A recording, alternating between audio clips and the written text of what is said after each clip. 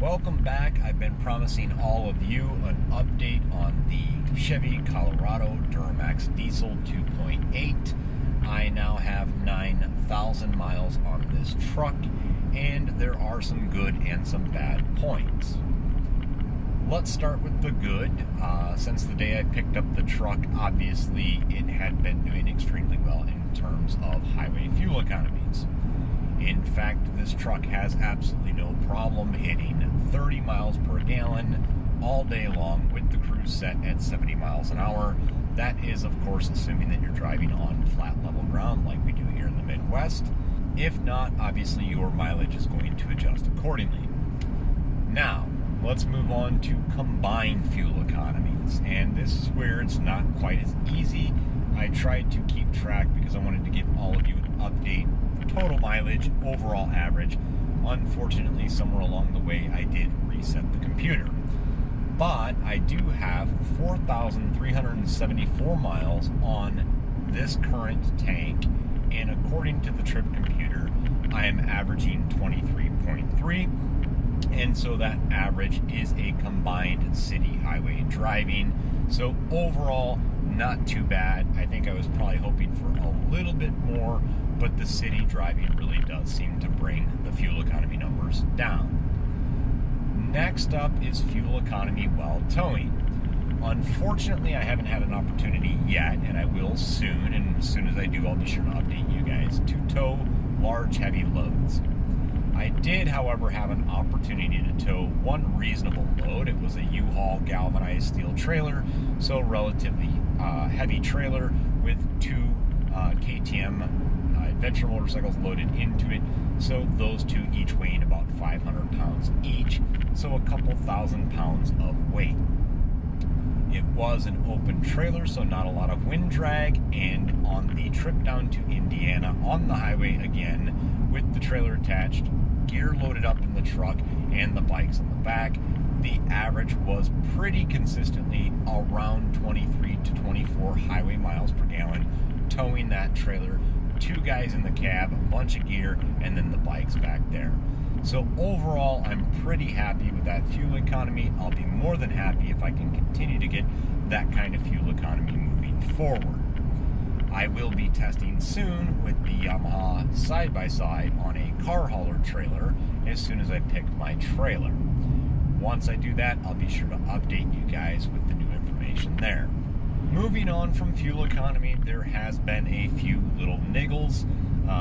Once I got the truck, I put it up on the lift. Once I put it up on the lift, I like to just look things over. And when I did that, essentially what I found is a typical, what I would call, GM quality control issue.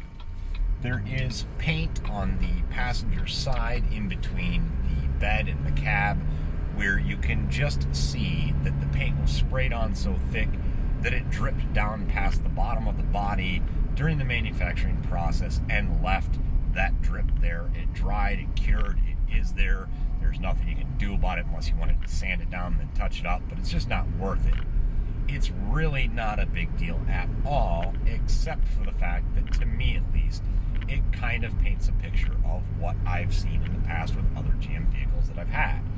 That is that the engineering team really seems to have gotten their stuff together, but the build quality and the quality controls in place in their manufacturing process still leave a little bit to be desired. Moving on from build quality, the dealership experience was a complaint that I had when I had my C7 Corvette.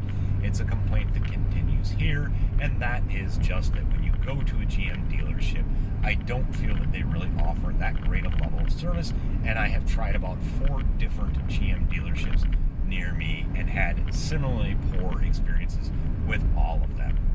So overall, the dealership experience still leaves something to be desired. Once you overcome that, though, I am still extremely happy with the truck overall. The ride quality, again, for being a truck with a live axle and a 4-wheel drive and all those good things, is pretty decent. It's not overly rough or stiff. I think this is really a good-sized truck. I've really struggled in the past. I've had full-size trucks. I've had the Honda Ridgeline, and none of them seem to quite fit my personal preference in terms of the size and capacities of a truck. The Ridgeline was a little small and a little light on the capacities for my liking. The Toyota Tundra that I had was a little too big and overwhelming for what I do in terms of my towing needs and those types of things. What I find with this particular truck is that it just suits me well. With the 6-foot bed, it honestly hauls almost anything I can imagine in the bed in most situations. The narrower truck versus a full size gives me a little more room pulling in and out of parking spaces.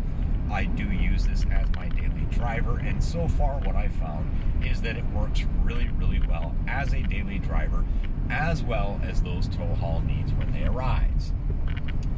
So I think overall my impressions of this vehicle are I'm happy with it. I think it's a unique choice within the marketplace. Obviously Jeep just announced the Gladiator. However, its diesel version won't be coming for another year and is likely to have a 3-liter versus the inline 4-cylinder 2.8 that is in this.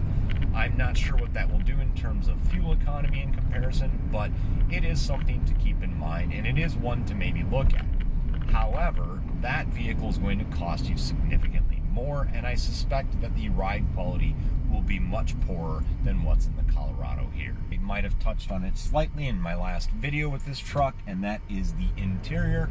I think the interior is decent on these vehicles. Now, I should make everyone aware that I've done a little bit of modifications in that regards, because in this truck in particular, what I've done is as soon as I bought the truck, I bought it with cloth interior, and then I turned around and I had the cat skins leather seats. They're not covers, they don't go over the top of the fabric, but the actual seat liners themselves were replaced. I also then added the heated seats. I had the option to add cooled. I decided not to do that, but I think just overall it has the contrast stitching, and to me, the look, the feel of it, and the quality of the leather was a little bit better than what was available even in the GMC version of this truck. And the combination of buying the Colorado and then adding that interior was still far cheaper than a GMC Canyon Denali, for example. So those were all things that I think really made this a well-rounded package. And again, after 9,000 miles, I am pretty happy with it. I will keep you guys updated because I have yet to pay for my own oil changes. Obviously, they will be more expensive on this with it being the diesel, but the first couple are covered when you purchase the vehicle. I've had one done so far, and that was free of charge to me. The last thing that I'll mention is I did have one problem so far when we were towing down to Indiana, and that was essentially the DEF fluid. I got a warning light in the cab. It basically said poor quality DEF fluid. I wasn't sure what that meant. I kept an eye on it. I thought about stopping somewhere up the road and topping off the DEF fluid. Bear in mind, the fluid level said it was perfectly okay, and the DEF fluid that was in there was what was in there from the manufacturer. I had not changed it. So I'm not sure what triggered that light, but whatever it was seems to have gone away without any action from me, and it has not come back since.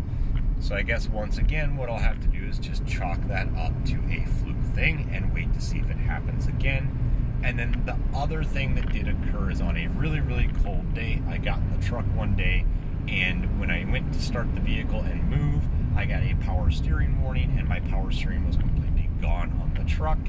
However, by the time I took it to the dealership, basically the problem had gone away because it had warmed up. So all I can do at this point in time is assume that that was in fact due to the temperatures. It was an extremely, extremely cold day in the middle of winter. We had a very bad storm come through. All things being said, again, I'm very pleased and happy with the vehicle.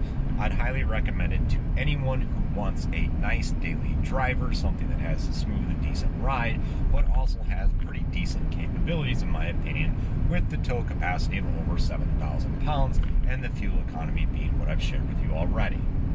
So if you liked this video, please be sure to give it a great big thumbs up and share it on social media. And until next time, take care and drive safe.